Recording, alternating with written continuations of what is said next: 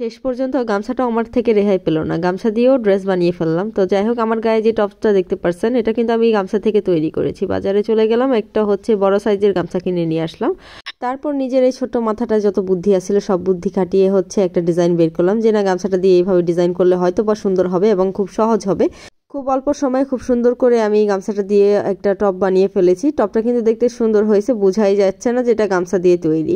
যাই হোক, এখানে লাইটিং এর প্রবলেমের কারণে কালারটা একটু হচ্ছে হালকা দেখাচ্ছে। তো এখানে হচ্ছে আমি টপের লম্বার মাপ হচ্ছে 35 নিয়ে নিয়েছিলাম, কারণ এটা হচ্ছে আমার যেহেতু টপ বানাচ্ছি অতটা লং করব না, তো আপনাদের মাপ অনুযায়ী আপনারা নেবেন। আর এখানে আমার শোল্ডার 6.2 ইঞ্চ নিয়েছি, আর আর্ম হোল হচ্ছে 7.2 ইঞ্চ, মানে শোল্ডারের থেকে 1 ইঞ্চি বড়। তারপরে হচ্ছে আমার বুকের মাপ, পেটের মাপ, কোমরের মাপ নিয়ে নিলাম। এটা আপনার যেই মাপ সেই মাপ নিয়ে নেবেন।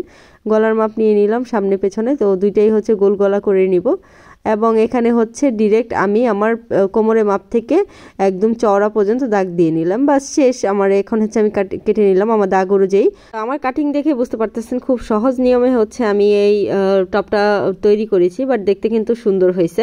তো এখানে আমি গলার পট্টির জন্য কাপড় কেটে নিলাম। এখন হচ্ছে হাতা কাটিং করে নিব। হাতা হচ্ছে আমি একটু কলস টাইপের নিচে দিচ্ছি, একটু মানে আমার 10 ইঞ্চি টাইপ যে কনুইয়ের উপরে থাকে সেই রকম। যাই হোক, বলতে বলতে কিন্তু হাতাও কাটিং হয়ে গেল দুইটা একসাথে। তো এখন হচ্ছে আমরা সেলাইতে চলে যাব ডিরেক্ট। এখানে হচ্ছে আমি গলার যে পট্টিগুলো কাটছিলাম সেগুলো হচ্ছে একটু সিলি করে নিচ্ছিলাম। তো দুইটাই একসাথে সিলি করে নেওয়ার পরে হচ্ছে এখন জামার সাথে পট্টিগুলো অ্যাটাচ করে নিব।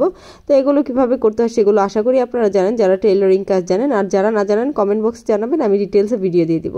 গলার পট্টি লাগানোর পর গলার কাজ কমপ্লিট হয়ে গেছে। এখন হচ্ছে আমি জামার শোল্ডার আর হচ্ছে সাইডের পুরোটা অ্যাটাচ করে নিব। তো আমি প্রথমেই বলেছি আমি কিন্তু খুব অল্প সময়ে টপটা বানিয়েছি, কারণ টপটা আমি খুব সহজ নিয়মে কাটিং করেছি এবং সেলাই করেছি। তো আপনারা যারা হচ্ছে ঘরে আপনাদের বাচ্চাদের বা নিজেদের জন্য টপ বানাতে চান, তো এইরকম করে বানাতে পারেন, যেগুলো জিন্সের সাথে বা আপনার প্লাজোর সাথে পরলে খুব সুন্দর লাগে। এই স্টাইলে টপ বানিয়ে কিন্তু আপনারা যারা ট্যুরে যান তারাও কিন্তু পরতে পারবেন, খুব সুন্দর লাগবে। তো এখানে হচ্ছে আমার জামা অ্যাটাচ করা শেষ। এখানে আমি হচ্ছে হাতার যে নিচের মুহুরি সেটা সেলাই করে নিয়েছি। এখন হচ্ছে এখানে আমি তার উপর দিয়ে লেসটা লাগিয়ে নিব। তো এইভাবেই হচ্ছে আমি জামার নিচেও লেসটা লাগিয়ে নিব আর হাতাটা অ্যাটাচ করে নিব। হাতার লেস লাগানো অ্যাটাচ করা শেষ হওয়ার পরে হচ্ছে আমি হাতার সাথে জামাটা যোগ করে দিলেই কিন্তু আমার টপটা হয়ে যাবে। খুবই সহজ নিয়মে খুবই সুন্দর একটি টপ বানালাম গামছা দিয়ে।